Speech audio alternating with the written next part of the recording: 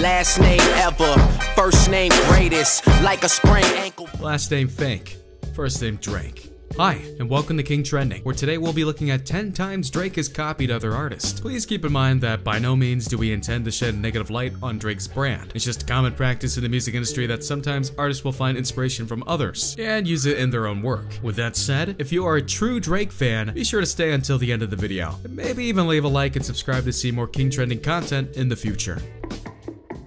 You used to call me on my cell phone. Number 10. Dram Cha-Cha, Drake Hotline Bling.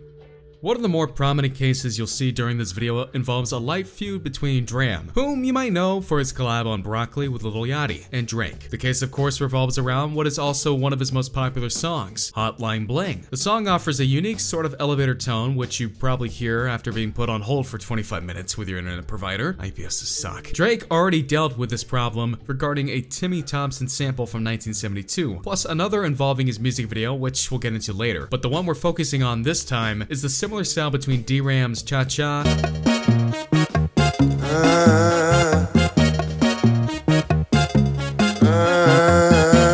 which takes up a more upbeat arena rock soul style, and Drake's Hotline Bling, which was released 6-7 months afterwards. I'm that nigga with the plugs. I'm the nigga who got homies that be selling drugs. I'm that nigga on the back. Number 9.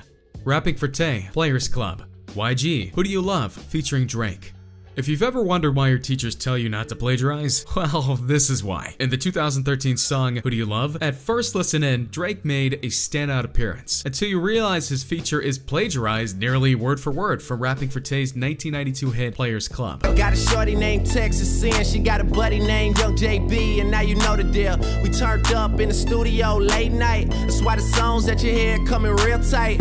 I got a hoe named Real DeReal, she got a buddy named SB12, now you know the deal. We get freaky in the studio late night. That's why the beats that you hear coming real tight. It's common practice that rappers would use each other's lyrics from their earlier work, typically to pay homage, similar to Jay-Z and Notorious Big. However, in this case, no credit was given until Rap for Tay spoke out, in which a $100,000 settlement was given. One of the main verses that gives it away from Players Club, I got a hoe named Real to Real. She got a buddy named SB12. Now you know the deal. Whereas Drake would say, I got a shorty named Texas Sin. She got a buddy named Young JB. And now you know the deal. Then there's the identical verse. A lot of fools put salt in the game, till when these women get the notion that they run in the game. Number 8. XXXTentacion, Look at Me. Drake, KMT. It's not the first time Drake has taken someone else's flow, or that later. But in this case, we're not certain whether it was intentional or not. In early 2017, Drake released a new single, KMT. Okay. Demon just got out of can. I gave my girl an advance. Love is just caught in my plan. And very soon was accused for plagiarizing X's flow based off his own song, Look at Me. Personally, they do sound the same, just that Drake has always had a more lighthearted tone to his music, whereas X can sometimes be pretty aggressive. No matter, the situation kind of just slipped under the map, so it's our best guess that Drake and X talked it out. Regardless of whatever settlement they had come to, it's common knowledge that the OVO rapper is known for sampling from up-and-coming rappers. X was just one of them. Am a super duper trooper, used to the bottom, scuba, so I'm on the grind, skateboard, a scooter.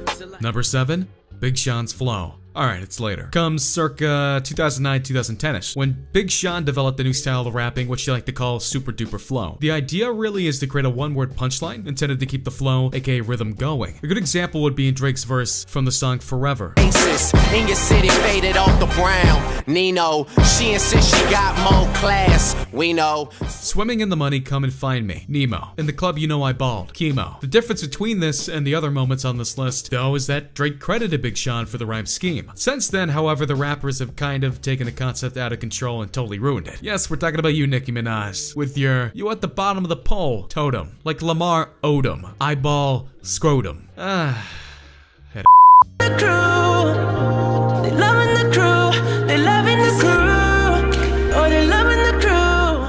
Number 6, The Weeknd, Drake Take Care album.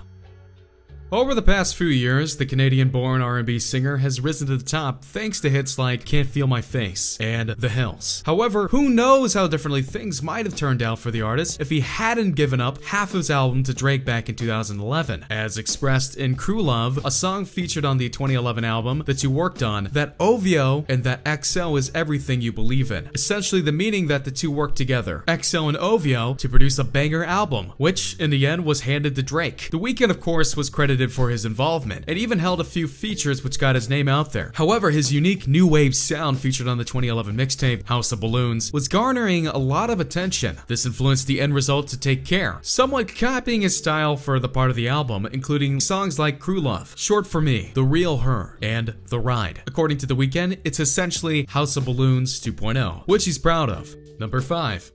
James Terrell, a retrospective Drake Hotline Bling music video.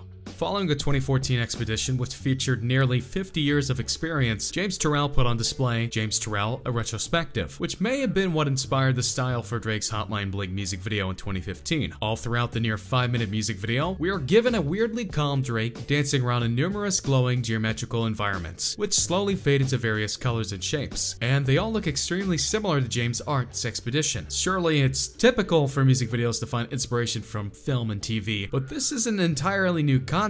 And while the director of the music video, Director X, denies the idea of using James Terrell's artwork as inspiration, Drake's admitted to, and I quote, "f***ing with Terrell." And as for Terrell himself, well, he's actually quite flattered by the idea. Good God Almighty, like back in the old days. You know, years ago they had the A&R man to tell you what to play. Number 4. Jimmy Smith Monologue. Drake Pound Cake, Paris Morton Music 2. Drake gained a huge ground in 2013 following the release of his third studio album, Nothing Was the Same. Unfortunate for him, however, as it would soon come out that Drake stole a section of lyrics in one of his highest rated songs of the album, Pound Cake / Paris Morton 2, which also featured Jay-Z. The stolen lyrics come in at the beginning of the song and are from a 35-second monologue from the 1982 song Jimmy Smith Rap. Good God Almighty, like back in the old days.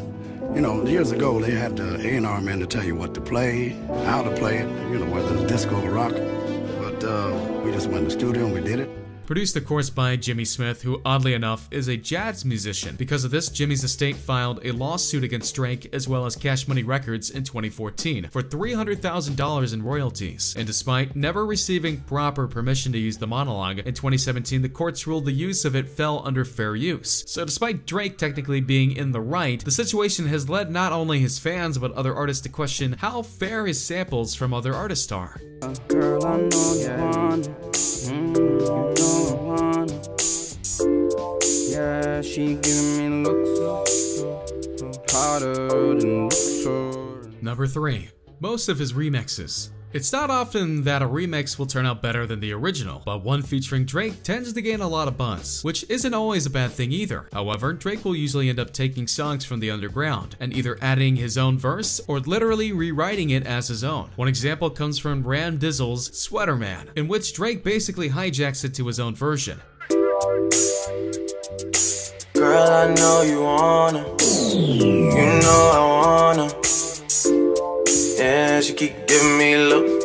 Another incident which actually turned into a positive for the artist, however, was Migos' Versace, in which he adds his own verse in the very beginning. Technically, it's not wrong. In a way, Drake is shouting out most of these up-and-coming artists, but he's essentially just including himself at will because of his big name.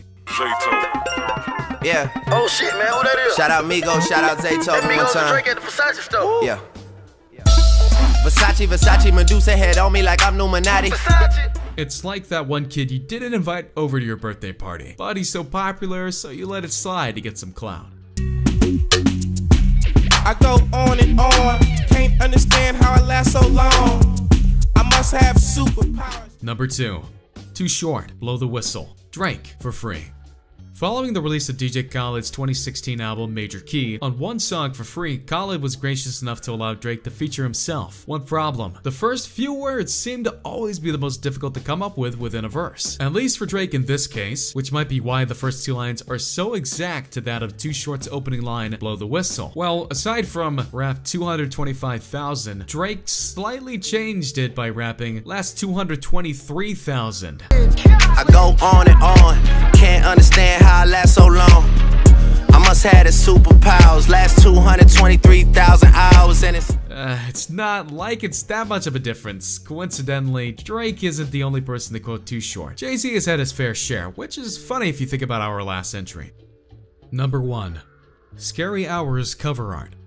In early 2018, Drake surprised his fans with a fancy 2-song EP titled Scary Hours, which also came with some fancy artwork. It was also the release of God's Plan, in case you were wondering. Anyways, one Arizona graphic designer woke up on the EP release a tad bit more excited than the rest of us. However, since that was his artwork featured on the EP covers, sort of. 3 years earlier in 2015, the graphic designer presented the same concept to Rabbit, an electric artist, to support his communion tour. Both the font and presentation of the title matched out. And with that said, that concludes what are 10 times Drake copied other artists. Feel free to comment what you thought about today's video, and maybe leave a like if you enjoyed. Also, don't forget to subscribe and push that notification button to see more King trending videos, similar to this one in the near future. And have yourselves an excellent day.